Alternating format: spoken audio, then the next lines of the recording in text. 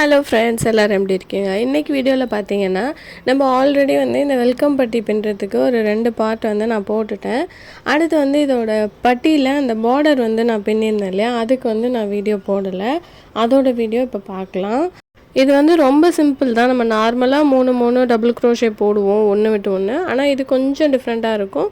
பார்க்கறதுக்கும் பட்டி நல்லா லுக்காக தெரியும். வாங்க இப்போ அதை எப்படி பண்ணலான்னு பார்க்கலாம். கொஞ்சம் டிஃப்ரெண்ட்டாக அந்த கலர் எடுத்து காட்டுறதுக்காக நான் க்ரீனுக்கு ஆரஞ்சு கலர் கொடுத்துருக்குறேன். ஏன்னா கீழே தோரணத்தில் பார்த்தீங்கன்னா மிக்சட் கலர்ஸ் நிறையா வரும்.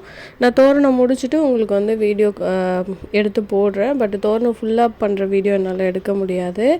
அது எப்படி நான் மேக் பண்ணேன் அப்படிங்கிறத வீடியோவை நான் உங்களுக்கு போடுறேன். நார்மலாக ஒரு பேசிக் நாட் ஆரஞ்சு கலர் த்ரெட்டில் போட்டதுக்கப்புறம் நான் பட்டியோட ஒரு கார்னர்லேருந்து நான் ஸ்டார்ட் பண்ணுறேன். நார்மலாக ஒரு சிங்கிள் க்ரோஷே மாதிரி போட்டுட்டு மேலே 2 செயின் போட்டுக்கலாம். அது நம்ம ஒரு டபுள் க்ரோஷேவாக கன்சிடர் பண்ணிக்கலாம். இல்லையா அந்த ஆரஞ்சு கலரில் எக்ஸஸ் இருக்கிற நூலை இப்படி பிடிச்சி கொண்டு வந்துட்டோன்னா நம்ம தனியாக ஒரு தடவை அதை இன்சர்ட் பண்ண தேவையில்லை. இது கூடயே அது உள்ளுக்குள்ளே வந்துடும்.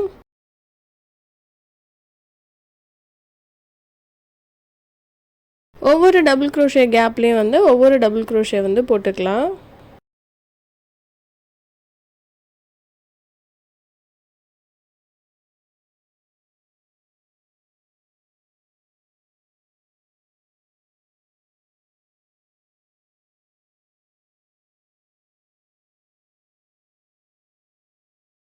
லாஸ்ட்டு கார்னர் கேப்பில் பார்த்தீங்கன்னா ஒரு டபுள் க்ரோஷே போட்டுட்டு 2 செயின் போட்டுட்டு திரும்பி சேம் அதே கேப்லேயே நம்ம 3 டபுள் க்ரோஷே போடணும்.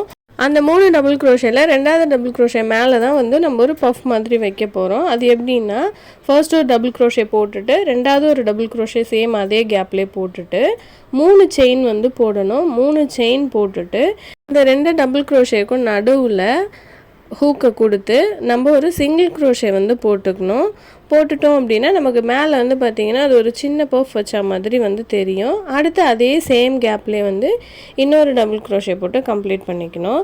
இப்போ பார்த்தீங்கன்னா இந்த டிசைன் உங்களுக்கு நல்லா அழகாக தெரியும். நம்ம ப்ளைனாக போடுறதுக்கும் இதுக்கும் அடுத்த கேப்பில் ஒரே ஒரு டபுள் க்ரோஷே, திரும்ப அடுத்த கேப்பில் அதாவது ஆட் நம்பரில் 1 3 5 7 அப்படின்ற மாதிரி நீங்கள் அந்த 3 டபுள் க்ரோஷே போடணும்.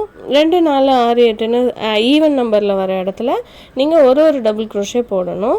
ஒவ்வொரு தடவையும் அந்த 2வது டபுள் க்ரோஷே மேலே 3 செயின் போட்டு 2 டபுள் க்ரோஷேக்கும் நடுவில் ஒரு சிங்கிள் க்ரோஷே போட்டுக்கணும். இதுதான் இந்த சிம்பிளான ஒரு ஸ்டிச்சு. பட் பார்க்க நல்லா லுக்காக தெரியும். இதே மாதிரியே போட்டு இந்த ஃபுல் பார்டரையும் நம்ம கம்ப்ளீட் பண்ணிக்கலாம்.